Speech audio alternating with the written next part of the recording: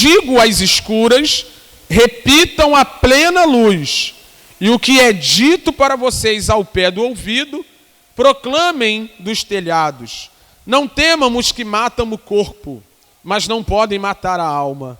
Pelo contrário, temam aquele que pode fazer perecer no inferno tanto a alma como o corpo. Não se vendem 2 pardais por uma moedinha? Entretanto, nenhum deles cairá no chão sem o consentimento do Pai de vocês. E quanto a vocês, até os cabelos da cabeça de vocês estão todos contados. Portanto, não temam, vocês valem bem mais do que os muitos pardais. Portanto, todo aquele que me confessar diante dos outros, também eu o confessarei diante do meu Pai, que está nos céus. Mas aquele que me negar diante das pessoas, também eu o negarei diante do meu Pai, que está nos céus. Tua palavra, Senhor, tua verdade revelada na Escritura, e nós clamamos, suplicamos que o seu Espírito aplique-a no nosso coração. Que o Senhor nos edifique, saiamos daqui mais parecidos com o teu Filho, a partir da tua verdade, que o Senhor possa nos construir, nos edificar, nos moldar a imagem do teu Filho, para louvor de sua glória. Nós choramos em nome dele. Amém. Glória a Deus. Nós tínhamos dado uma pausa, em virtude dos últimos momentos específicos que nós tivemos aqui, tanto o dia 30 ou 31, que foi o domingo da eleição, onde nós falamos de maneira específica sobre o aspecto político à luz das Escrituras. Vimos que Cristo Jesus é aquele governante supremo sobre todos os outros.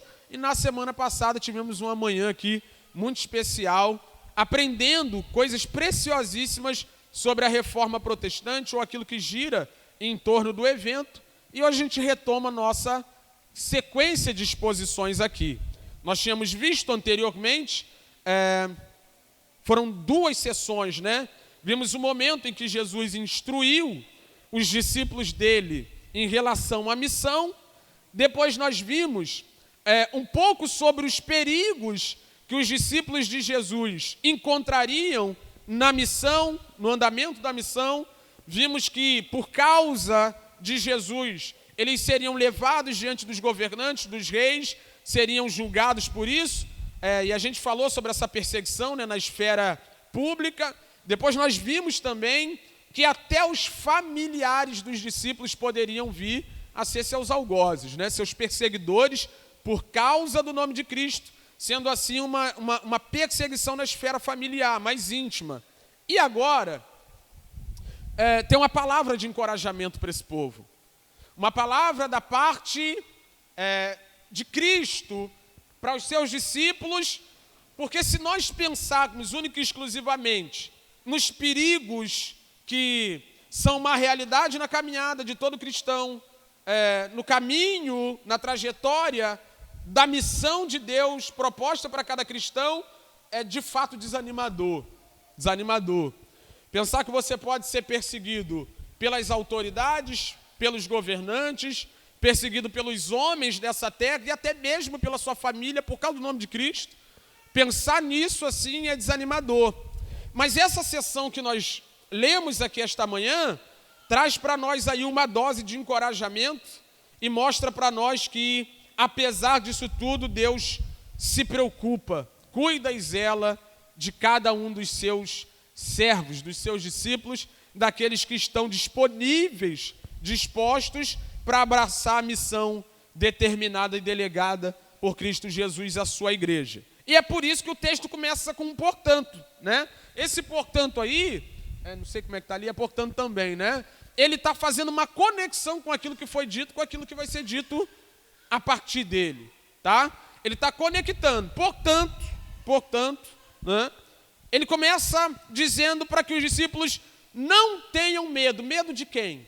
Medo deles, Mas medo de quem? E precisa olhar para o contexto.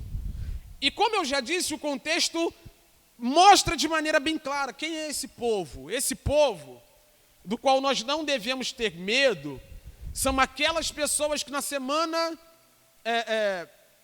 3 semanas atrás, nós vimos de maneira bem clara, eles não vão ter misericórdia de nós. Eles não vão ter peninha de nós. Sejam eles os reis, os governantes, as pessoas que estão no nosso entorno ou até mesmo nossos familiares. Por causa da nossa relação com Cristo Jesus, eles não vão ter misericórdia de nós. Eles vão nos perseguir, nos caluniar, nos maltratar, nos segregar. Eles vão promover toda sorte de mal contra as nossas vidas, em virtude de nós termos um compromisso com Cristo Jesus, o nosso Senhor. Mas qual é a palavra de Jesus para nós? Vocês não precisam ter medo deles. Não tenham medo deles. E aí ele diz algo extraordinário, na continuação do 26 e do 27. Pois não há nada encoberto que não venha a ser revelado, nem oculto que não venha a ser conhecido. O que lhes digo, e aqui a gente entende do que Jesus está falando, né? Parece ambíguo, quando Jesus diz que não há nada oculto que não vai ser revelado, nada escondido que não vai ser conhecido, você fica pensando, de que Jesus está falando, né?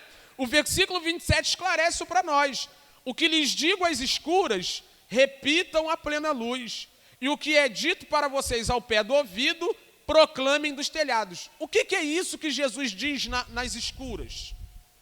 O que é isso que Jesus diz aos discípulos ao pé do ouvido? O Evangelho.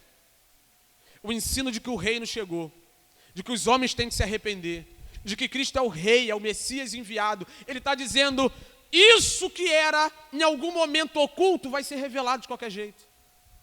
A verdade de que eu sou o rei enviado por Deus, o Messias escolhido, que o reino de Deus chegou, que nós inauguramos o reino de Deus através da minha vinda, o reino de Deus começou a ser estabelecido e os homens precisam se arrepender para fazer parte dele, isso vai ficar claro.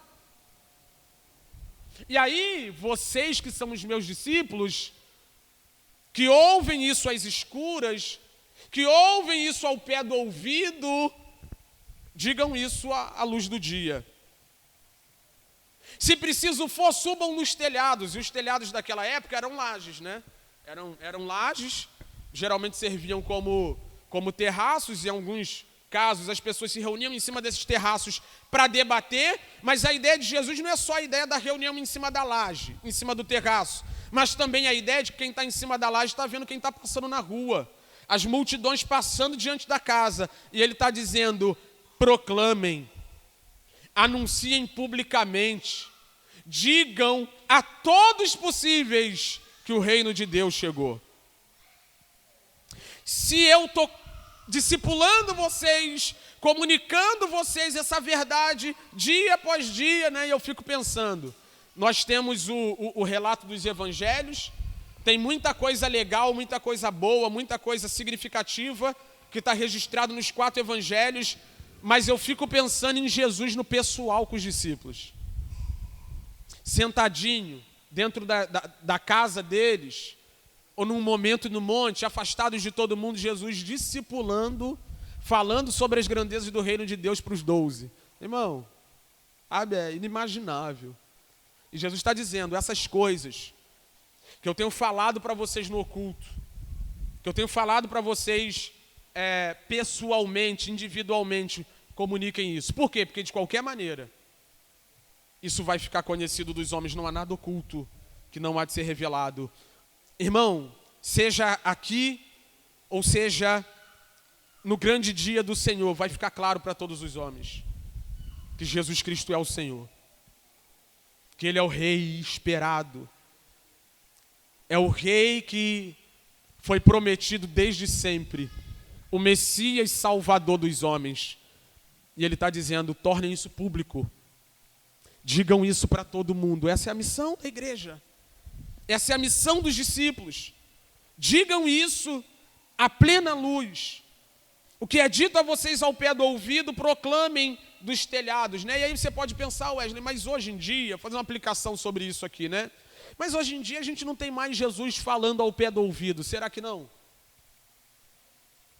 Mas hoje em dia nós não aprendemos sobre Cristo num lugar recluso, será que não? Eu acredito que sim.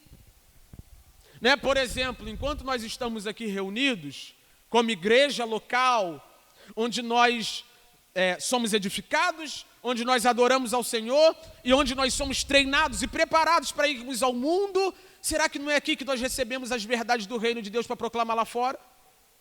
Então, da mesma maneira que Jesus tinha seus momentos pessoais com os seus discípulos, a igreja tem seus momentos pessoais com Jesus. É que você aprende o evangelho, é que você ouve o evangelho, que você é ensinado na verdade de Deus e pode proclamar lá fora. Quando não, na sua casa, no seu devocional, dentro do seu quarto, quando você abre as escrituras e as verdades de Deus vão invadir no seu coração, elas te edificam, elas te abençoam, mas é como se Deus estivesse falando ao pé do seu ouvido para você chegar lá fora e botar a boca no trombone. Então, assim, querendo você ou não, querendo eu ou não, queiramos nós ou não, essas verdades vão ser reveladas. Não há nada oculto que não será revelado. Mas olha que graça, olha que privilégio. Cristo Jesus nos deu a oportunidade de participarmos da proclamação do Santo Evangelho. Então ele está dizendo para os discípulos, vão, cara. Tudo isso que eu estou dizendo para vocês, comuniquem ao mundo. Falem às claras. Se preciso for, suba na laje e grite para a vizinhança, o rei chegou. O rei chegou. É o que ele está querendo dizer. Não há nada oculto que não há de ser revelado. Não há nada que esteja escondido que as pessoas não saberão. Saberão, todos saberão que Jesus Cristo é o Senhor. 28, aqui começa a palavra de encorajamento. E ele diz, não temamos que matam o corpo, mas não podem matar a alma. Pelo contrário, temam, e aqui esse temam não é aquele temor de reverência que a gente conhece, né? A fé do Antigo Testamento, temor do Senhor. Aqui é medo mesmo. Aqui é medo mesmo. Não temam aqueles que podem matar apenas o corpo e não a alma. Pelo contrário, temam aquele que pode fazer perecer no inferno, tanto a alma como o corpo. E aqui a gente precisa entender o porquê que isso é uma palavra de encorajamento e não de susto para os discípulos de Jesus. É bem verdade que aqui a gente aprende uma verdade muito significativa, né? Que esse Deus que a gente diz conhecer, não é esse senhor velhinho, bonzinho, de barba branca, legalzão, sentado numa nuvem, né? Que aceita tudo de maneira indiscriminada e em virtude de ser amoroso, bondoso, misericordioso, compassivo, amoroso e tudo isso, né? Não reage de maneira enérgica em face do mal. Aqui a gente aprende isso. Deus, o Deus da Bíblia, lança corpos e almas no inferno.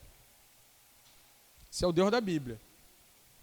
O Deus da Bíblia executa juízo contra os rebeldes. 3,36 de João diz que quem crê no Filho, esse tem a vida. Quem não crê sobre ele permanece a ira de Deus, né? A gente aprende isso com isso. Nós, aí o temor, a reverência, que é aquele negócio que a gente conhece, a fé do Novo Testamento, é aumentada aqui. Nós somos edificados aqui. Quando a gente compreende que esse Deus não se deixa escarnecer, que não dá para brincar com ele e achar que está passando batido, a gente cresce. Mas no contexto que ele está querendo comunicar para os discípulos dele, não é essa a realidade. Na verdade, quando nós falamos sobre ter medo daquele que lança a alma no inferno, lança o corpo no inferno, nós não podemos estar falando de um verdadeiro cristão. Por quê? Se existe uma bênção para todo cristão, estabelecida pela Escritura, sustentada pela Escritura, é a segurança da salvação. Então, quando um verdadeiro cristão ouve falar sobre o inferno, sobre o juízo eterno, sobre esse lugar de tormento onde os rebeldes perecerão, ele não precisa temer. Porque ele já foi lido aqui no início do culto, transportado do império das trevas para o reino do Filho amado de Deus. Ele estava longe e Deus o trouxe para perto. Estava perdido, foi salvo, foi encontrado por Deus. E Jesus diz o seguinte sobre segurança da salvação: ninguém que virá a mim, eu lançarei fora. Ninguém. Então, a gente precisa entender que ele não está falando para os discípulos genuínos, verdadeiros, terem medo do inferno, porque esse negócio já foi resolvido. Cristo Jesus, na cruz do Calvário, suportou todo o inferno no nosso lugar. Toda a ira de Deus foi derramada sobre Cristo Jesus no madeiro, e por isso você não precisa mais temer o inferno.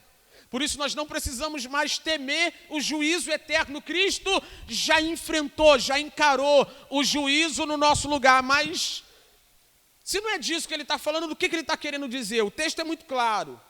Ele diz: não temam aqueles que podem fazer mal apenas ao corpo e não podem fazer nada contra a alma.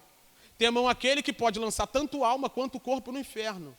Ele está colocando em paralelo a autoridade e a grandeza dele com a autoridade dos homens que nos perseguem nessa terra, e está dizendo: cara, o que esse povo pode fazer contra vocês? Ele está atenuando a ideia de que ser perseguido é esse bicho que a gente pensa, não é? Está falando, cara, o que esse povo pode fazer contra vocês? O máximo que eles podem fazer contra vocês é matar. E parece que dizer que o máximo que se pode fazer contra o povo de Deus, contra a igreja de Cristo, é matá-los, né? Parece que a gente está falando de algo muito ruim. Quando a gente fala de morte no nosso meio assim, né, o pessoal tem uma dificuldade com isso. Cara, você precisa amadurecer para ontem. Sabe, um cristão maduro diz que morrer é lucro.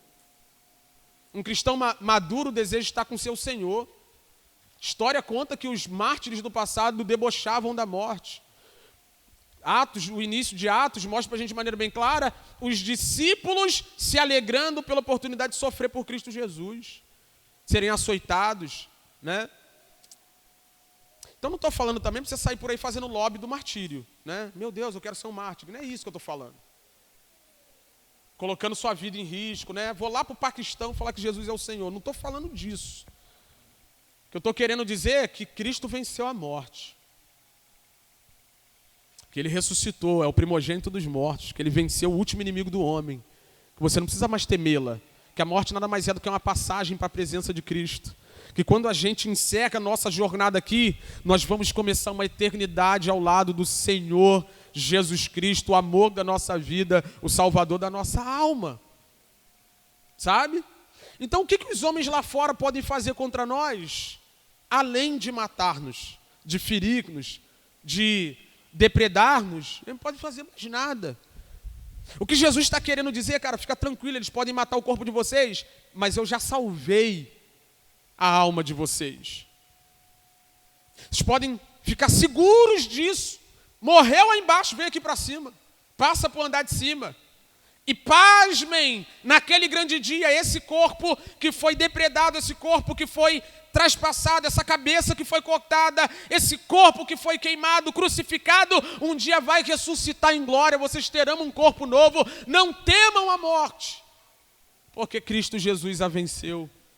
Então ele está encorajando os discípulos, dizendo, não precisam ter medo, porque isso que eles podem fazer contra vocês, em vista do que eu posso fazer, não é nada demais. Ele está trazendo a ideia de que nenhum problema nessa vida enfrentado pelos cristãos é grande demais em face daquilo que Jesus Cristo já fez por nós. Fiquem tranquilos. Não temam os homens, porque o máximo que eles podem fazer é matar vocês. Mas morreu embaixo, vem aqui para cima e fica junto comigo eternamente. Ele continua o encorajamento, agora falando sobre a maneira como ele valoriza o seu povo.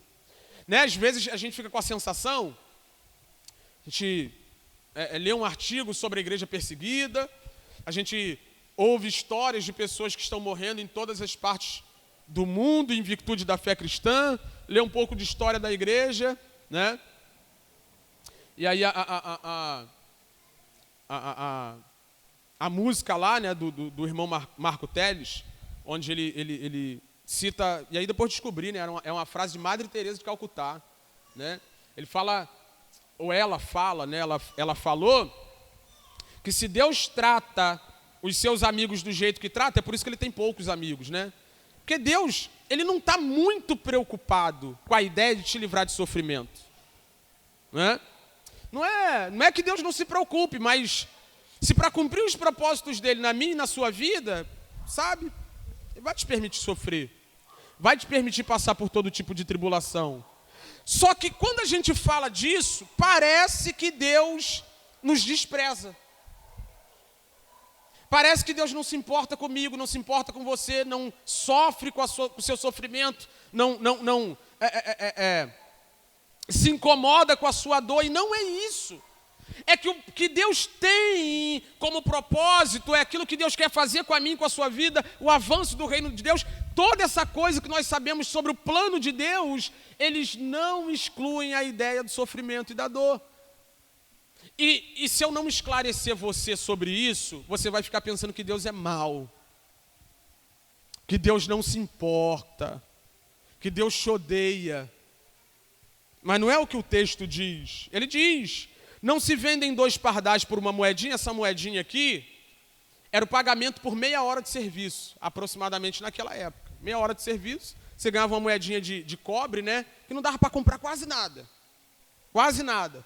E ele está falando, de acordo, né, com uma nota que tomei, ele está falando sobre aquilo que era mais simples de consumo do povo naquela época. O povo comia pardal, né? Ia no mercado, os pardalzinhos lá, o povo comia pardalzinho. E era a coisa mais baratinha do mercado. Sabe, não tinha muito valor.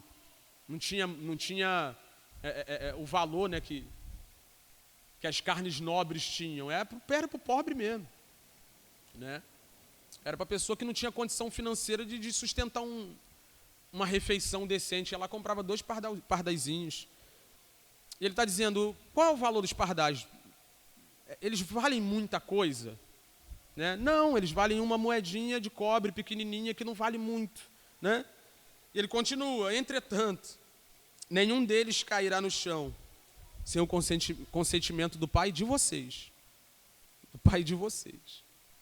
E aqui, né, é de onde a galera tira aquelas passagens extra-bíblicas que parecem bíblicas, né? Não cai uma folha da árvore se Deus não deixar. Isso está na Bíblia não, irmão. Mas está na Bíblia que Deus não deixa um passarinho morrer, se não for a vontade dele.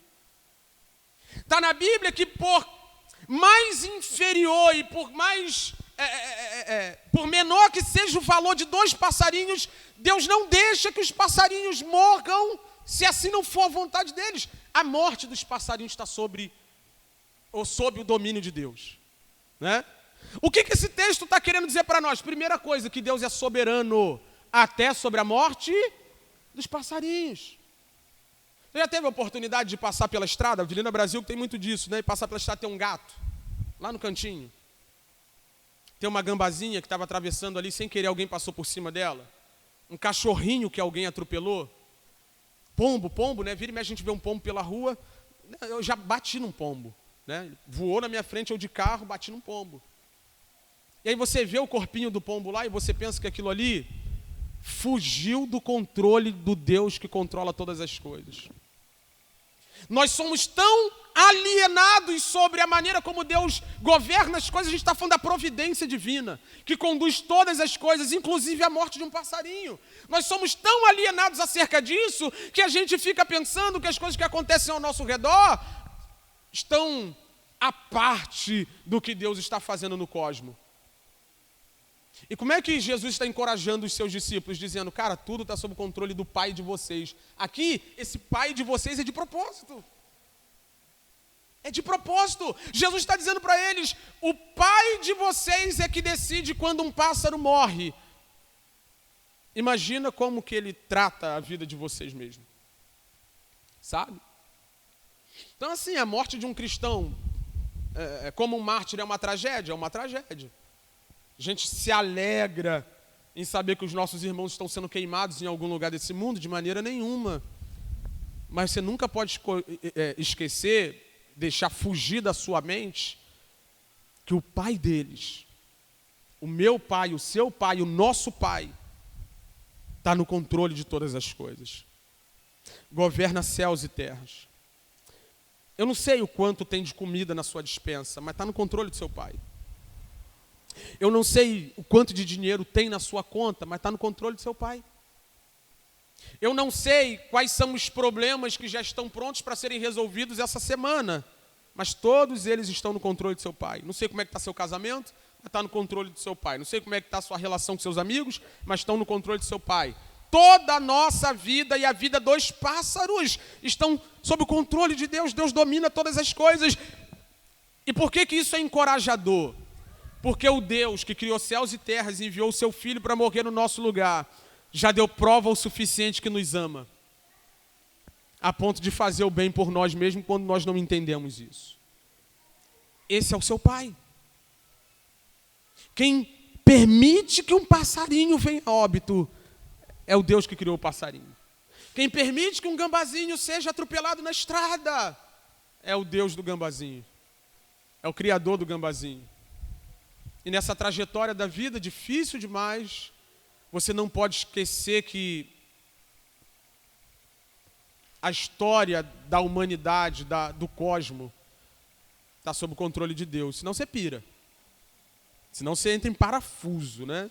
Quando você reflete em casa sobre os dramas da vida, sem lembrar, sem levar em consideração que Deus está no controle de tudo, você fala, meu irmão, vou pular desse barco aqui porque está afundando. E não está. Ele é soberano, criador de todas as coisas.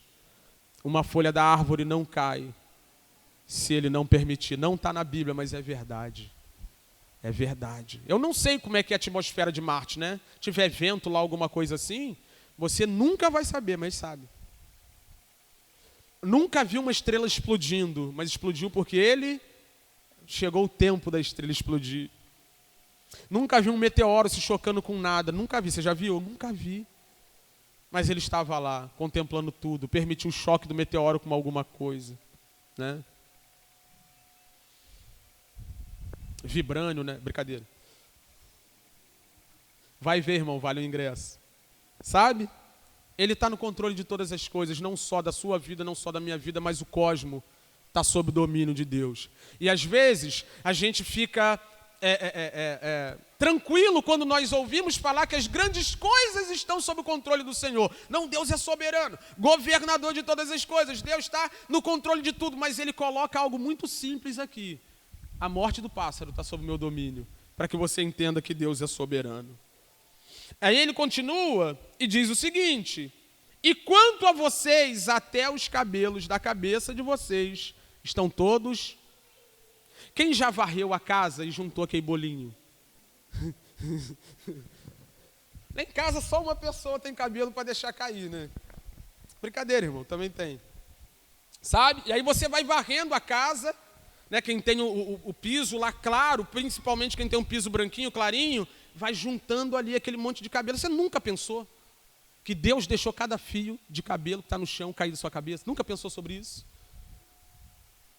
Você nunca parou para imaginar que nenhum fio de cabelo da sua cabeça cai ou permanece, porque Deus está no controle disso e faz questão de te dizer, eu sei quantos tem aí. Não sei porque o povo está rindo, mas, não é? Uns têm mais, outros têm menos, mas Deus sabe. O que isso está comunicando? O que Jesus está querendo dizer para os seus discípulos? Para vocês parece ser irrelevante que Deus saiba quantos cabelos ou fios de cabelo tem em sua cabeça. Mas Deus é tão preocupado com vocês que até com isso, Ele está preocupado. De saber quantos fios de cabelo tem em sua cabeça. Conhece todas as células do seu corpo. Toda a composição do seu organismo. Sabe exatamente como os hormônios estão.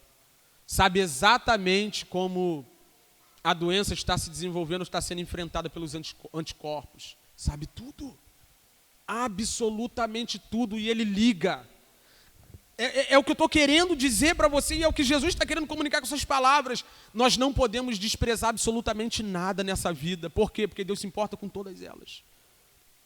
Deus está no controle de todas elas. E Deus está cuidando de mim, de você. Sabe? Eu sei que você teme pela sua vida e eu temo pela minha vida também.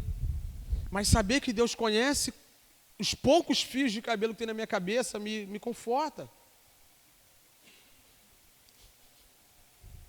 Me conforta, cara. Me traz um conforto saber que Deus se preocupa quantos fios de cabelo eu tenho. Por quê? Porque nem eu estou preocupado com isso. É o tipo de coisa que para mim é irrelevante. Agora, vamos junto aqui. Se para Deus é importante saber quantos fios de cabelo tem na sua cabeça, imagine saber das suas tribulações, suas lutas e suas aflições. Que isso penetre no seu coração pelo Espírito. Deus não está indiferente às suas lutas, cara. Deus não está indiferente ao seu sofrimento, à sua dor, à sua tribulação. Na verdade, o escritor aos Hebreus nos passa isso de uma maneira mais vívida, né? Ele diz que ele é um sacerdote que pode se compadecer, em tudo foi tentado, passou frio, passou fome, tribulação, foi ferido, foi para a cruz, para dizer a você, eu entendo a sua dor. Para dizer a você, eu compreendo o teu sofrer, eu compreendo a tua tristeza, eu compreendo. Eu olho para ele diante do túmulo de Lázaro, chorando por aquilo ali. Ele não estava chorando por Lázaro ter morrido, ele ia ressuscitar Lázaro. Ele estava chorando pela dor do povo, pelo efeito da queda, pelo pecado que destrói tudo. Ele estava passando mal, vendo o pecado destruindo a sua criação boa. Ele se importa.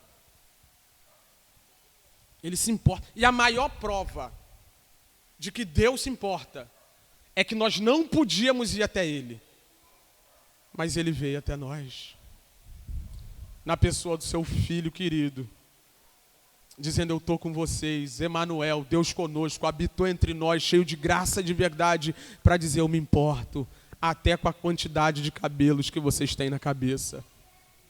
Ele cuida de você. Ele cuida de mim. Wesley, é um problema ter dificuldade com as lutas da vida? Não. Todo mundo tem um cálice que quer passar, até ele. Todo mundo tem uma tribulação, uma luta que não quer enfrentar. Senhor, passa de mim. Todavia, eu confio no seu governo. Eu confio na sua soberania, eu confio que o Senhor me ama. Sabe, no deserto ele provou como é ser um cristão maduro. Um cristão maduro é aquele que até tem poder para transformar pedras em pães, mas prefere confiar no governo do seu Pai. Nem só de pão viverá o homem, mas de toda a palavra que sai da boca de Deus. A palavra de encorajamento é essa. Confia no governo do Deus soberano que cuida de todas as coisas nos mínimos detalhes. Essa é a palavra de Cristo para eles. E ele termina no versículo 31 dizendo um pouco mais sobre essa ideia do valor, da preciosidade que é seu povo para si. Vocês valem bem mais do que muitos pardais. Se ele está preocupado, governa e controla a morte até de um passarinho, imagina de você que segundo ele vale mais do que os pássaros. Hã? E eu preciso que você me ouça agora, né? Isso aqui é a maneira também de nos educar, a fim de que nós não confundamos as coisas, né? Por que a gente vale mais do que um passarinho?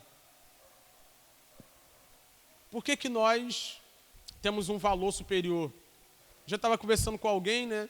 Com uma jovem, e em virtude das muitas distorções da compreensão de dignidade, ela perguntou para mim como é que funcionava a ideia de dignidade da mulher em relação à escritura.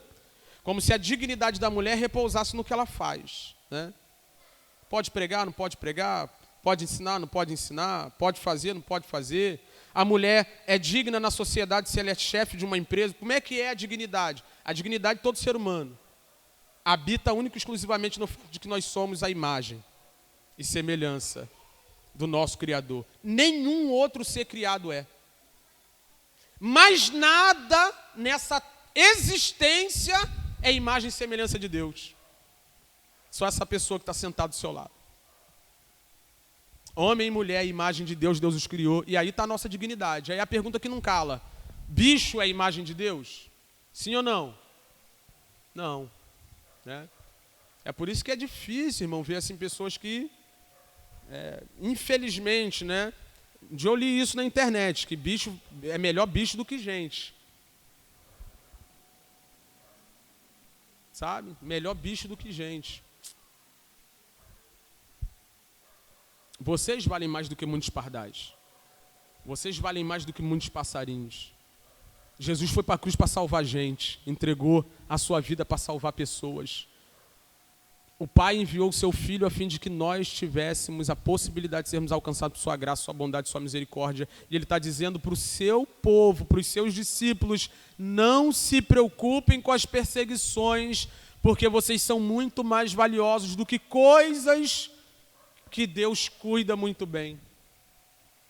A gente pode voltar lá para o capítulo 6 e lembrar que os pássaros são cuidados, preservados, sustentados por esse Deus. Que dirá você, cara? Que dirá a gente? Se Deus se preocupa com os passarinhos, se Deus cuida até do dia da morte deles, que dirá a minha vida e sua vida? Nós valemos mais do que os passarinhos e o nosso Pai tem cuidado de nós. Esse é o encorajamento de Jesus para os seus discípulos. Para a gente encerrar 32 e 33. Portanto, todo aquele que me confessar diante dos outros, também o confessarei diante do meu Pai, que está nos céus. Mas aquele que me negar diante das pessoas, também eu o negarei diante do meu Pai, que está nos céus. E nessa nossa trajetória de aperfeiçoamento e apropriação da imagem de Cristo, o que Deus está fazendo é nos tornando parecidos com Ele, né? E Paulo disse a Timóteo sobre a boa confissão que Cristo fez, não negando aquilo que lhe foi proposto. Cristo fez boa confissão, se submeteu à vontade do Pai. Cristo não passou o cálice, tinha poder para isso, não passou o cálice. Ele foi fiel até a morte, perseverante até a morte, sustentou o que estava proposto até a morte. E o que nós estamos vivendo nos dias de hoje? Aperfeiçoamento até que nós sejamos como Ele. Ele confessou o Pai diante dos homens, Ele revelou o Pai diante dos homens, e até em face da morte Ele não negou que é enviado do Pai, que é filho do Pai, que é o próprio Deus. Fez boa confissão. E essa vida é sobre isso. Essa vida é sobre confessar Cristo ou negar Cristo. E perceba, eu digo essa vida, mesmo aqui agora numa pátria onde perseguição não é uma realidade. Onde você não vai sair por ali e vão te dar uns tiros porque você saiu de um culto agora. Ainda hoje você precisa todos os dias ou confessar ou negar Jesus. E como é que eu faço isso, Wesley? Nessa trajetória de aperfeiçoamento e obediência, onde aquilo que nos está proposto deve ser observado com zelo e comprometimento. E aí eu posso negar Jesus quando eu obedeço, ou confessar Jesus quando eu desobedeço, ou confessar Jesus quando eu obedeço. Todos os dias você tem essa escolha, irmão. Em todo momento Deus coloca diante de você a oportunidade de confessá-lo ou de negá-lo. As concessões que nós vamos abrindo, as vistas grossas que nós vamos fazendo. E olha que coisa maravilhosa no contexto. O contexto é maravilhoso. Às vezes a gente deixa passar batido coisa que a gente julga ser o quê? Não, Deus não se importa com isso aqui não. Aí você abre uma concessão. Aí você toca onde não tem que tocar, você se apropria do que não pode se apropriar, você faz o que não deve fazer, você tolera o que não deve tolerar e acha que está passando batido. Irmão, se o Deus que a gente serve está preocupado com um fio de cabelo na cabeça, com um passarinho pequeno, por que você tem que desprezar as coisas pequenas? E a palavra dele é essa. Essa vida é uma provação mesmo. Ser aprovado no seu dia a dia, no trabalho, na sociedade, na sua casa, na sua família, seu casamento, sua relação com seus pais, ser aprovado o tempo todo. Para quê, Wesley? Ou para confessar ou para negar. Ou para confessar ou para negar. E a palavra de Jesus aqui encerra da seguinte maneira. Não tem como ser de outro jeito. Se você me confessa diante dos homens, te confessarei diante do meu Pai. Se você não me confessa diante dos homens, ou seja, se você não sustenta um relacionamento comigo, né? É tipo aqueles relacionamentos, aqueles namoros, né? Aqueles namoro, que o cara não leva na casa da família, não bota foto no Insta, né? Aí a varoa pira. Por que não tem uma foto minha contigo? Não, não gosto de tirar foto, não. É ou não? Geralmente, quando a pessoa se nega a assumir publicamente compromisso com alguém, é porque tem um negócio por trás. Você concorda com isso? Né? Geralmente. E quando a gente se nega a confessar Cristo diante dos homens e dizer, estou com Ele, Ele me salvou, me libertou, fez parte da família de Deus, sou dele, agora não mando mais na minha vida, né?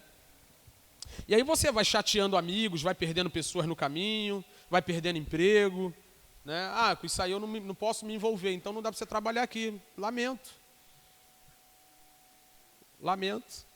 Né? Não, isso aí eu não faço não, cara. Por quê? Porque desagrada o Senhor que morreu por mim. Porque não é o que Ele espera de mim. O meu Senhor aguarda de mim fidelidade. Eu não vou negá-lo, eu vou confessá-lo com obediência. E aí a gente não está falando de salvação pelas obras. Nós estamos falando de coisas que se equivalem, que se complementam na verdade. Porque é justamente confessar Cristo diante dos homens que mostra que Ele já habita em nosso coração, já nos chamou, chamado irresistível, nos transformou. É essa boa confissão diante dos homens. Por isso que Paulo exorta Timóteo, segue o exemplo de Cristo, faz boa confissão. Combate como um bom soldado. Não está na hora de você retroceder, voltar atrás. Está na hora de você reassumir um compromisso com Cristo e dizer, eu sou dele. Eu tenho um compromisso com Ele. Amém? Lembrando, irmãos, que Ele cuida de você. Cuida de mim, cuida de nós. E que até em face do sofrimento Ele continua no controle. Mas que você precisa, dia após dia, deixar claro de quem você é e a quem você pertence. Amém?